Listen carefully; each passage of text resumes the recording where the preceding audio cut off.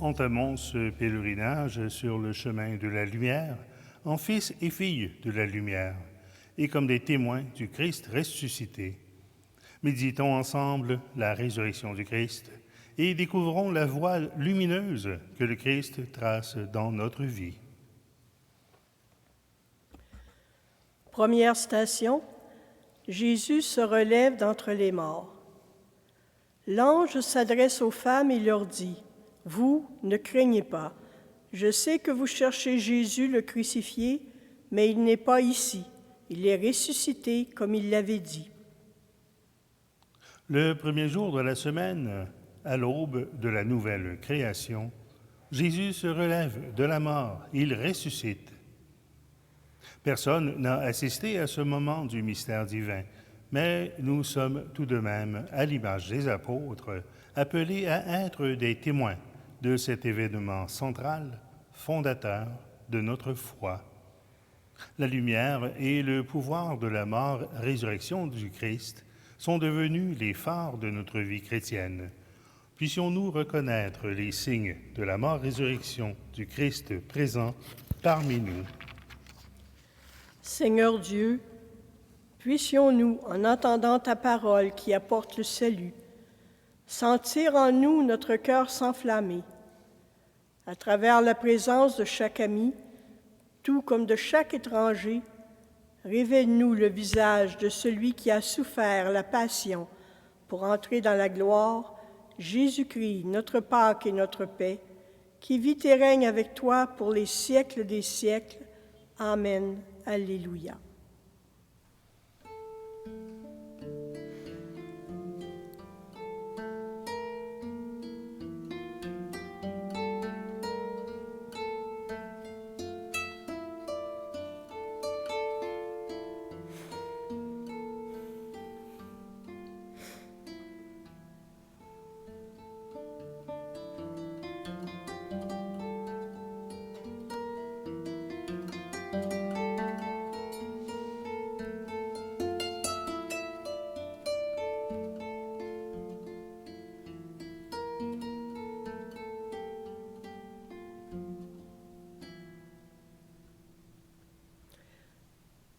Deuxième station, les disciples découvrent le tombeau vide.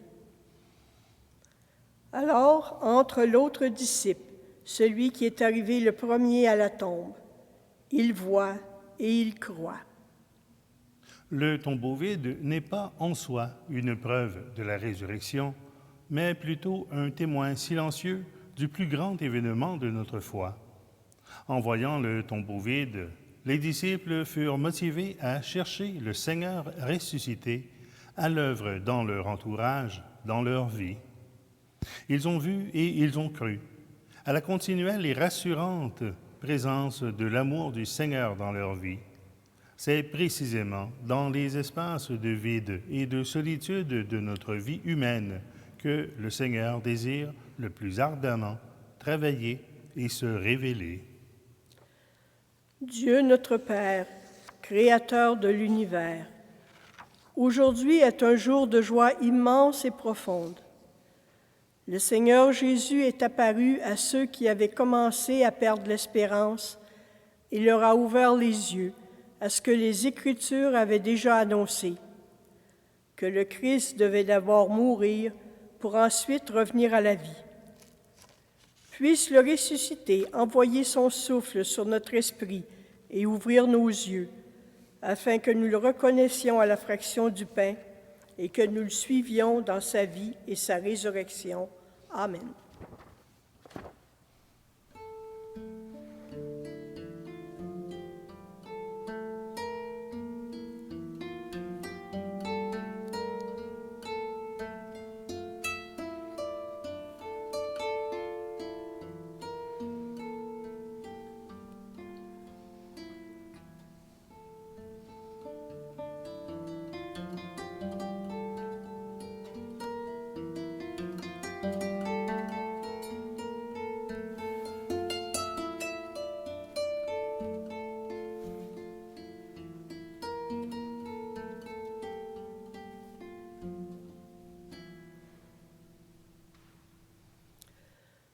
Troisième station.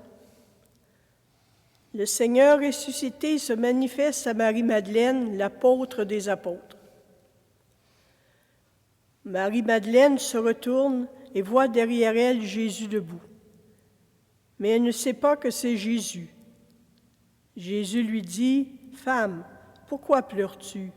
Qui cherches-tu? » Elle croit que c'est le jardinier et elle lui répond, « Seigneur, si c'est toi qui l'as enlevé, dis-moi où tu l'as déposé, que j'aille le prendre. » Jésus lui dit, « Marie. » Elle se retourne et lui dit en hébreu, « Rabouni », c'est-à-dire « Maître ».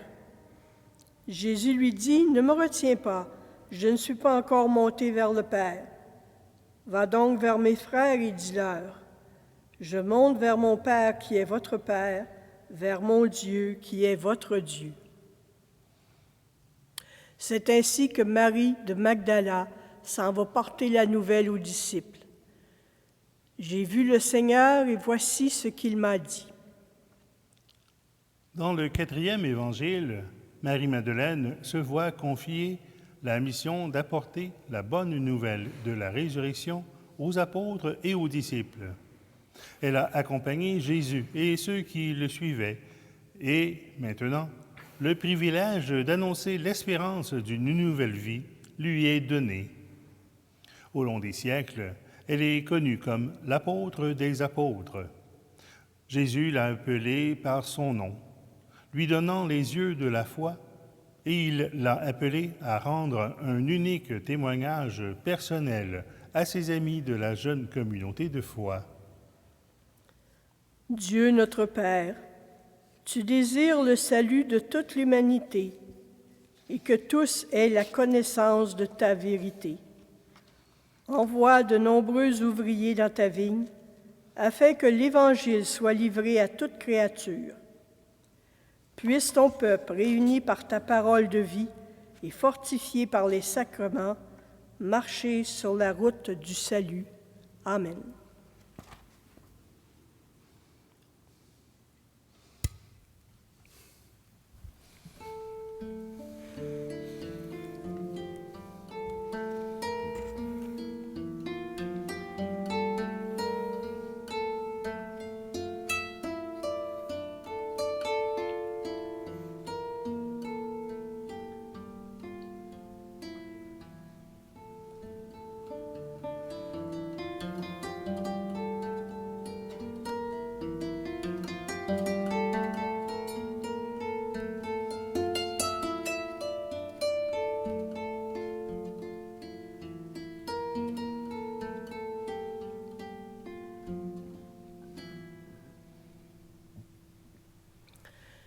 Quatrième station, le ressuscité marche sur la route d'Emmaüs. Tandis qu'ils parlaient et discutaient entre eux, voici que Jésus s'approcha et fit route avec eux. Alors il leur dit, « Hommes sans intelligence, cœur lent à croire ce qu'ont dit les prophètes. Le Messie ne devait-il pas souffrir pour entrer dans sa gloire? » Et il leur fit l'interprétation de ce qui le concernait dans toutes les Écritures, en commençant par Moïse et ensuite tous les prophètes. La route d'Emmaüs ressemble beaucoup à la vie chrétienne. Ses disciples s'éloignaient de Jérusalem et de la communauté apostolique. Ils avaient un sentiment de défaite et étaient découragés. Ils avaient perdu l'espérance. Il nous arrive aussi, 2 millénaires plus tard, de vivre des moments de désespoir et de désolation. Jésus ressuscité marche pourtant à nos côtés, même si nous allons parfois dans la mauvaise direction. Seul le Seigneur peut ouvrir notre cœur à ta parole et nous aider à comprendre le sens des étapes de notre vie et spécialement les épreuves que nous traversons. Il peut nous aider à lire ces événements à la lumière des Écritures. Seul lui peut raviver nos énergies et notre détermination à nous concentrer sur ce qui est vraiment important dans notre vie. Seigneur Dieu, nous sommes des pèlerins en chemin, et comme les disciples d'Emmaüs, nous t'implorons de demeurer à nos côtés. Ouvre nos cœurs à la vraie conversion et fais que nous soyons des témoins de ta lumière, de ta parole, renouvelés, réconciliés et en paix dans ton amour.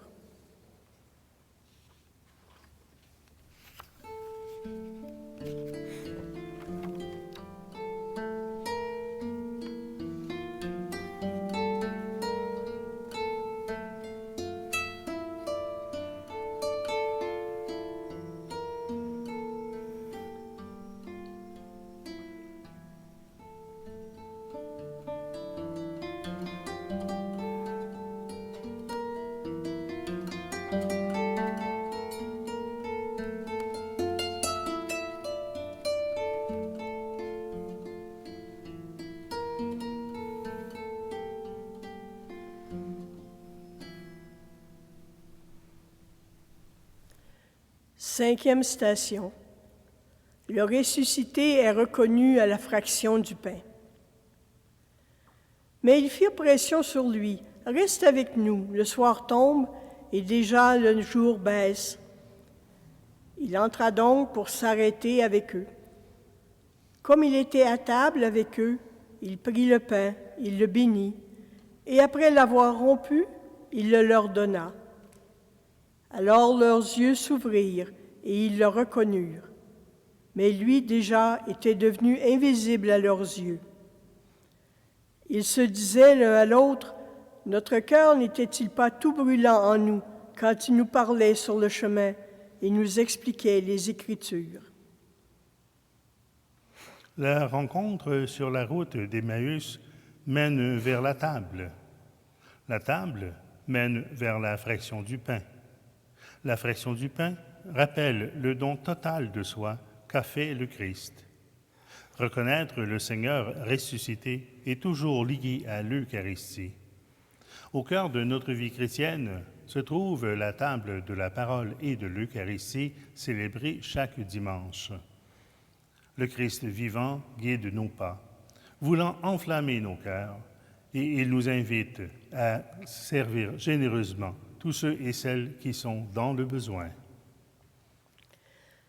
Nous te bénissons, Dieu de sainteté. Tu nous accompagnes avec amour, alors que nous cheminons dans notre vie. Béni sois-tu, ô Christ, présent au milieu de nous, et dont l'amour nous rassemble. Comme il l'a fait avec ses proches disciples, le Christ nous ouvre les Écritures et rompt le pain de la vie.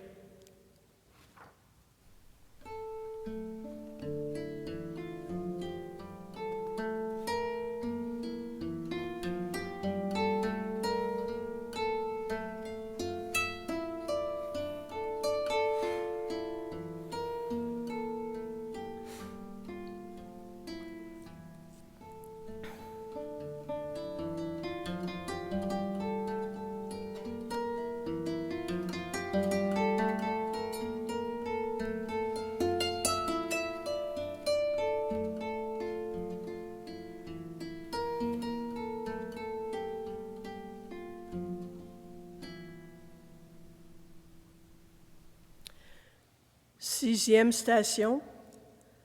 Le Christ ressuscité se manifeste à la communauté des disciples. Alors il leur dit, « Pourquoi ce trouble? Pourquoi de telles idées vous viennent-elles à l'esprit? Voyez mes mains et mes pieds, oui, c'est moi. Touchez-moi et regardez. Un esprit n'a ni chair ni os comme vous voyez que j'en ai. » En disant cela, il leur montra ses mains et ses pieds. Les disciples d'Emmaüs avaient couru avec un cœur brûlant vers la communauté de Jérusalem. Leur désespoir s'était transformé en espérance et ils étaient avides de convaincre les autres que Jésus était bien ressuscité.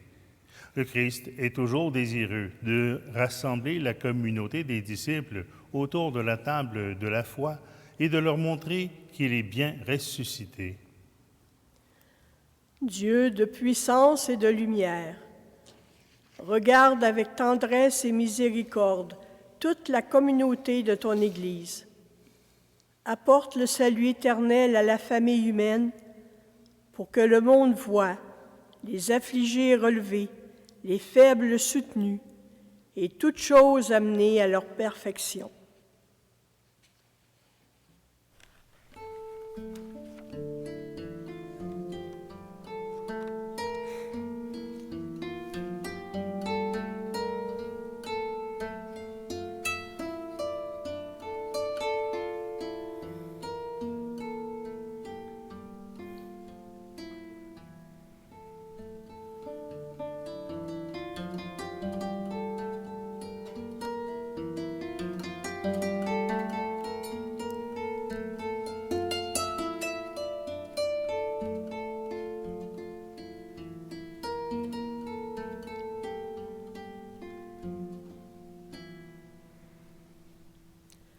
Septième station.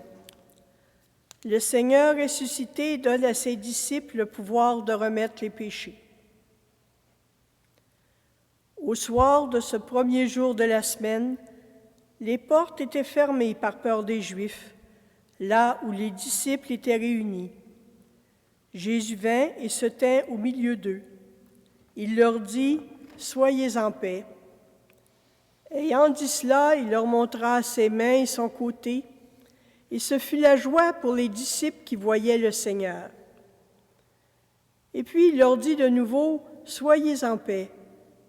Comme le Père m'a envoyé, moi aussi je vous envoie. » Ayant dit cela, Jésus souffla vers eux et leur dit, « Recevez l'Esprit Saint.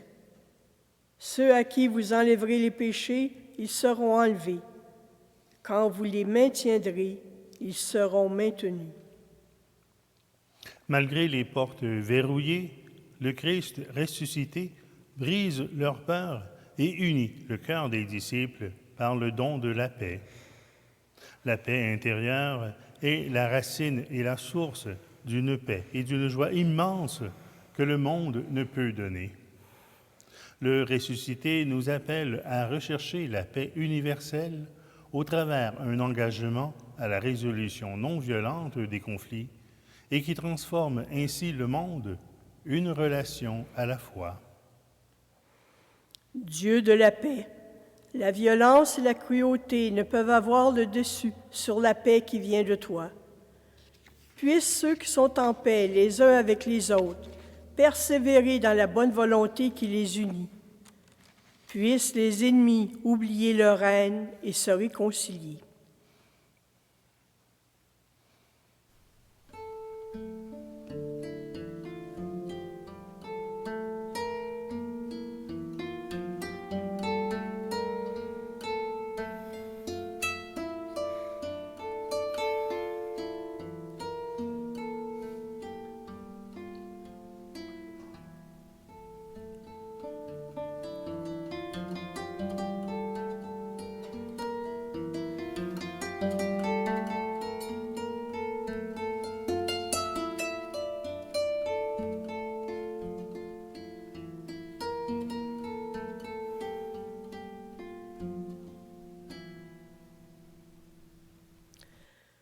Huitième station. Le Seigneur confirme la foi de Thomas. L'un des 12 était Thomas, surnommé le jumeau. Il n'était pas avec eux pour cette venue de Jésus. Comme les autres lui disaient, « Nous avons vu le Seigneur », il leur répondit, « Tant que je ne vois pas ses mains avec la marque des clous, et que je ne mets pas le doigt dans la marque des clous, tant que je ne mets pas la main dans son côté, je ne crois pas. » Et voilà que de nouveau, 8 jours plus tard, les disciples étaient à l'intérieur et Thomas avec eux. Alors que les portes étaient fermées, Jésus vint et se tint au milieu. Il dit, « Soyez en paix. » Ensuite, il dit à Thomas, « Mets ici ton doigt, regarde mes mains. Avance ta main et mets-la dans mon côté. Cesse de nier et crois. » Pour toute réponse, Thomas lui dit, « Tu es mon Seigneur et mon Dieu. » Jésus lui dit, « Tu m'as vu et tu crois. Heureux ceux qui n'ont pas vu et qui croient. L'histoire de Thomas est importante, car à travers l'exemple de celui-ci, nous pouvons comprendre que le doute fait partie de la foi. Nous mettons trop facilement et trop souvent l'accent sur l'incrédulité de Thomas. Nous oublions alors qu'après avoir examiné les traces des clous et de l'anse, il a pleinement embrassé le ressuscité comme son Seigneur et son Sauveur. Les doutes de Thomas laissèrent place à une immense foi. Nous aussi, nous sommes invités à croire, mais nous savons très bien que notre foi sera parfois mise à l'épreuve par le doute et la crainte. À titre de disciples, il nous faut faire preuve de patience et de compréhension envers ceux qui luttent, doutent et recherchent la vérité et la foi, tout comme Thomas. Père du ciel et Dieu de miséricorde, nous ne cherchons plus Jésus parmi les morts, car il est vivant, il est le Seigneur de la vie. Dès aux troubles de la mort, tu nous relèves avec lui et tu renouvelles pour nous le cadeau de la vie que tu as déposé en nous. Augmente en notre esprit et en notre cœur la vie de ressuscité que nous partageons avec le Christ. Aide-nous à grandir comme ton peuple en marche vers la vie éternelle en ta présence.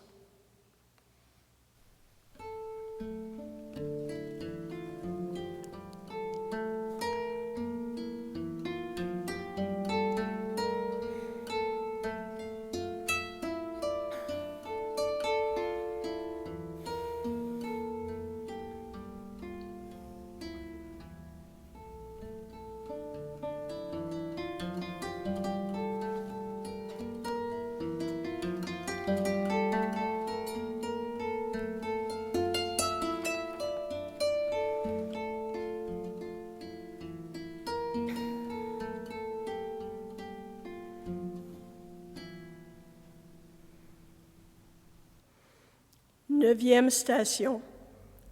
Le Seigneur ressuscité mange avec les disciples sur le bord du lac de Tibériade. Jésus leur dit, « Donnez-nous donc des poissons que vous avez pris. » Simon-Pierre monte dans la barque et amène le filet sur le rivage. Il était plein de gros poissons, 153 en tout. Mais avec tout ce nombre, le filet ne s'était pas déchiré. Alors Jésus leur dit, « Venez donc déjeuner. » Aucun des disciples n'osait lui demander, « Qui es-tu? » car il savait bien que c'était le Seigneur. Après la crucifixion, les apôtres retournèrent à leur mode de vie antérieur. Sur la mer familière de Galilée, ces pêcheurs, experts, se trouvent inefficaces et déconcertés parce que pas même un seul poisson a été capturé. Sur la rive, le ressuscité les guide jusqu'à ce que leur filet soit rempli de plus de poissons qu'ils ne peuvent en contenir. Alors, il leur prépare un petit déjeuner. Il nourrit surtout ainsi leur cœur et leur promet qu'ils seront aussi rassasiés spirituellement lorsqu'ils feront de nouveaux disciples en son nom.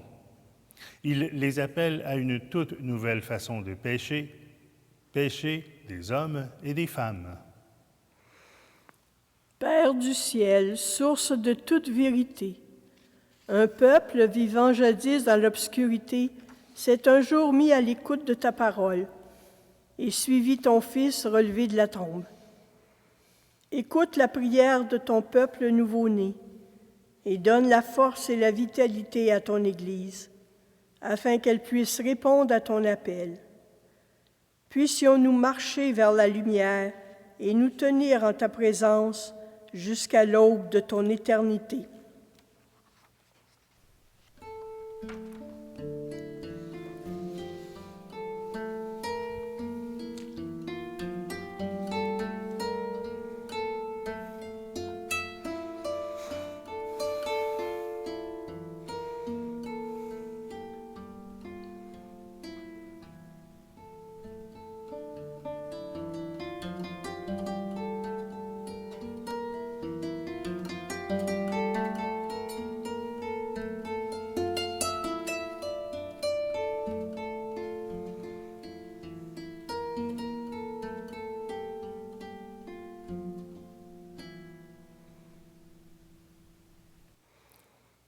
10e station. Jésus ressuscité pardonne à Pierre et lui confie la charge de son troupeau. Après le repas, Jésus dit à Simon-Pierre, « Simon, fils de Jean, m'aimes-tu plus que ceux-ci? » Pierre lui dit, « Oui, Seigneur, tu sais que je t'aime. » Jésus lui dit, « Fais paître mes agneaux. » Puis une seconde fois, il lui demanda, « Simon, fils de Jean, m'aimes-tu? » Il répondit, « Oui, Seigneur, tu sais que je t'aime. » Alors il dit, « Fais paître mes brebis. » Pour la troisième fois, il lui demanda, « Simon, fils de Jean, m'aimes-tu bien? » Pierre devint triste parce que Jésus lui demandait pour la troisième fois, « M'aimes-tu vraiment? » Il répondit, « Seigneur, tu sais tout.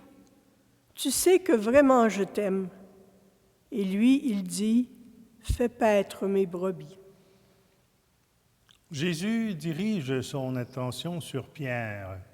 Au cœur de celui-ci résonnait encore l'embarras du triple reniement.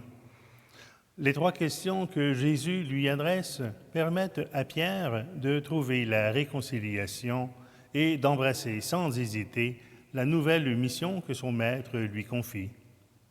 Cette rencontre nous rappelle que le pardon de Dieu est toujours offert, même lorsque nous avons commis les pires erreurs. Dieu notre Père, remplis nos cœurs du feu de ton amour et du désir de lutter pour la justice envers nos frères et sœurs, qu'en partageant les dons que tu nous offres, nous puissions travailler afin d'apporter justice et équité pour tout être humain. Puissions-nous mettre fin à toutes les divisions et bâtir un monde d'amour et de paix.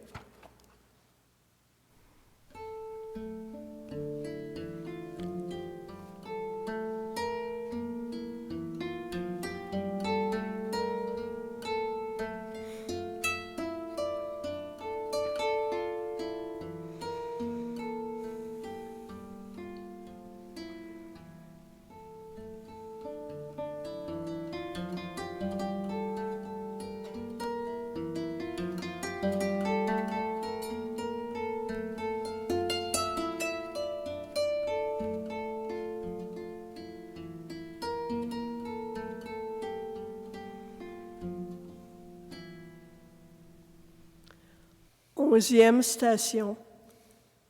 Le Seigneur envoie ses disciples en mission dans le monde. Alors Jésus s'approcha et leur dit, « Tout pouvoir m'a été donné au ciel et sur la terre. Allez donc et faites-moi des disciples de toutes les nations. Vous les baptiserez au nom du Père et du Fils et de l'Esprit Saint, et vous leur enseignerez pour qu'ils l'observent tout ce que je vous ai ordonné.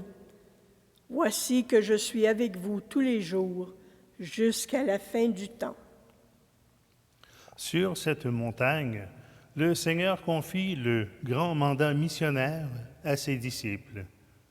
Porter l'Évangile aux confins de la terre et faire de nouveaux disciples. Et nous aussi, aujourd'hui, nous devons être conscients que nous sommes les successeurs de ces disciples et que cette même mission nous est confiée. Nos ancêtres ont été embrasés par la foi des apôtres qui furent les premiers témoins directs de la résurrection.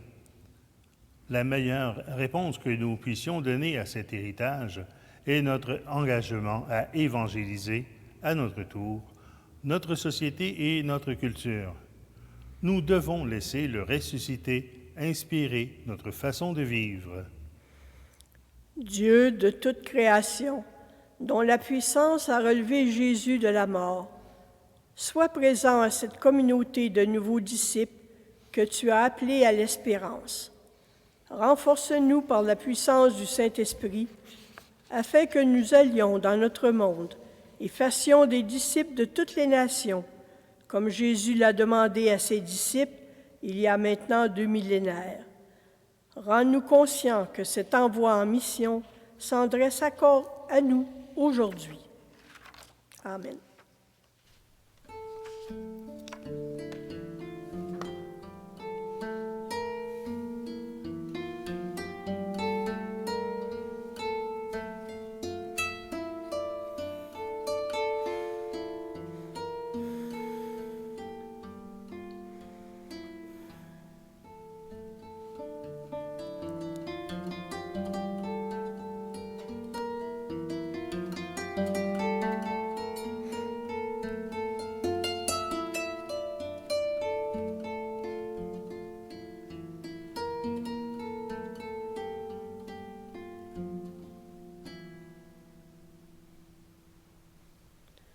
12e station. Jésus est élevé au ciel. Après leur avoir parlé, le Seigneur Jésus fut enlevé au ciel et il s'assit à la droite de Dieu. Quant à eux, ils partirent prêcher en tout lieu. Le Seigneur était à l'œuvre avec eux et confirmait leurs paroles par les signes qui l'accompagnaient. Les Écritures ne présentent pas l'Ascension comme un jour de tristesse, bien au contraire. Alors qu'ils fixent le ciel, les disciples sont consolés par la continuelle présence du Seigneur. Ils retournent vers la chambre haute avec Marie, mère du Seigneur, pour y prier en anticipant leur mission. Dans cette période de méditation, nous continuons à prier le ressuscité afin qu'il demeure le centre de notre vie et qu'il nous garde concentrés sur notre pèlerinage à venir. Dieu éternel, revêt-nous de ta puissance et protège-nous par ton amour. Puissions-nous, avec les yeux de notre cœur illuminé, comprendre l'incommensurable grandeur de ta puissance à l'œuvre en nous qui croyons. Puissions-nous alors répandre autour de nous la bonne nouvelle du salut.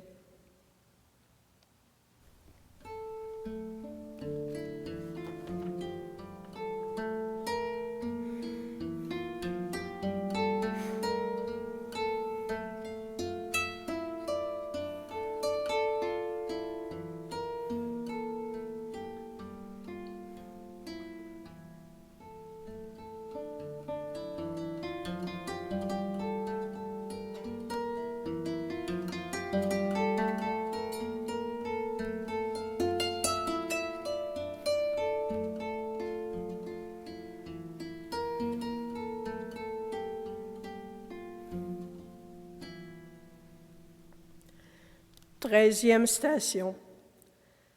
Marie et les disciples veillent dans la chambre haute en attendant la venue de l'Esprit Saint.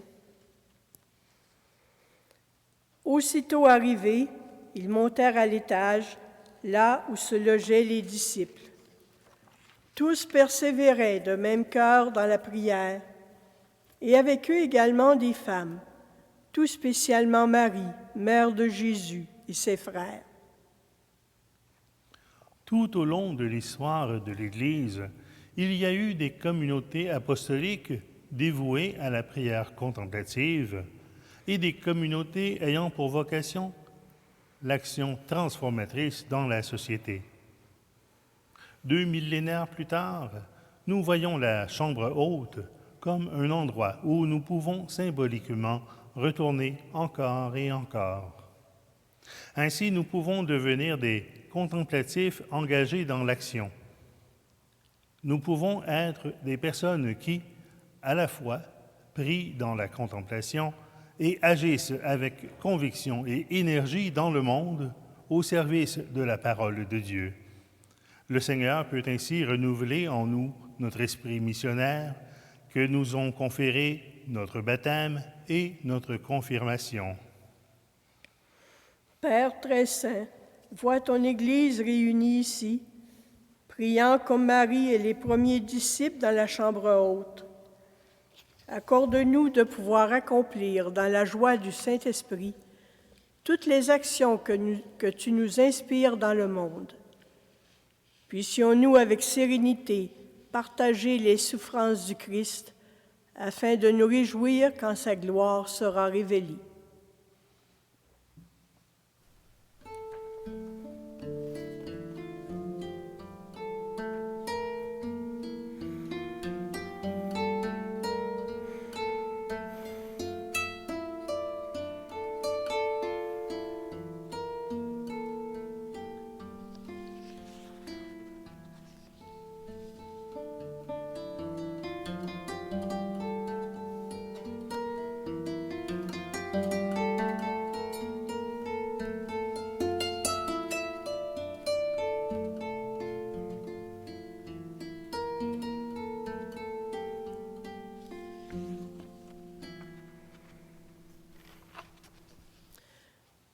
14e station.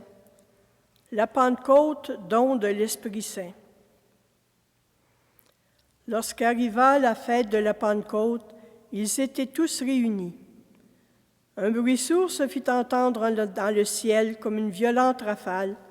Il remplit toute la maison où ils se trouvaient. Ils virent comme un feu qui se divisait, et sur chacun d'eux se posait une des langues de ce feu. Tous furent remplis de l'Esprit Saint, et ils se mirent à parler en d'autres langues, dans lesquelles l'Esprit leur donnait de s'exprimer. La puissance de l'Esprit Saint conduit les disciples de la chambre haute jusque sur les routes et les places publiques. L'Esprit les pousse à porter le message partout, autant dans les lieux qui leur sont familiers que dans les endroits qui leur sont étrangers, ne s'arrêtant pas tant qu'ils n'ont pas rejoint les confins de la terre. Nous avons été revêtus de ce même esprit. Nous sommes appelés à devenir, à notre tour, des évangélisateurs et des témoins, ici ou là-bas, peu importe où nous nous trouvons, peu importe où nous allons. L'Esprit Saint nous précède et renforce notre cœur pour que nous soyons de généreux serviteurs du ressuscité. La Pentecôte est un événement durable et continu. Notre Père qui es aux cieux, au long de son chemin spirituel où nous nous sommes engagés, tu nous rappelles la grandeur du mystère de ton amour. Vois ton peuple rassemblé dans la prière, ouvert à recevoir la flamme de ton Esprit Saint. Puisse-t-il venir reposer en nos cœurs et disperser, briser les divisions entre nous. Accorde-nous cette grâce par le Christ notre Seigneur et par la puissance de l'Esprit Saint, maintenant et pour toujours. Amen.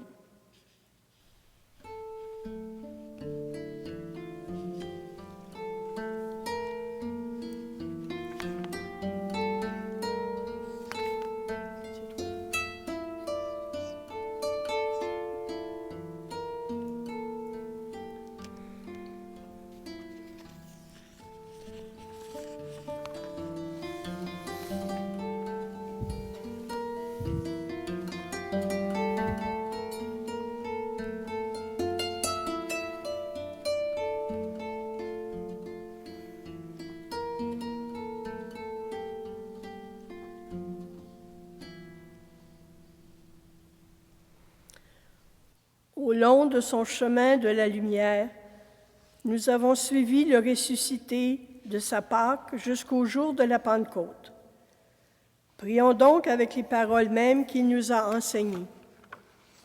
Notre Père, qui es aux cieux, que ton nom soit sanctifié, que ton règne vienne, que ta volonté soit faite sur la terre comme au ciel. Donne-nous aujourd'hui notre pain de ce jour. Pardonne-nous nos offenses, comme nous pardonnons aussi à ceux qui nous ont offensés. Et ne nous laisse pas entrer en tentation, mais délivre-nous du mal. Amen.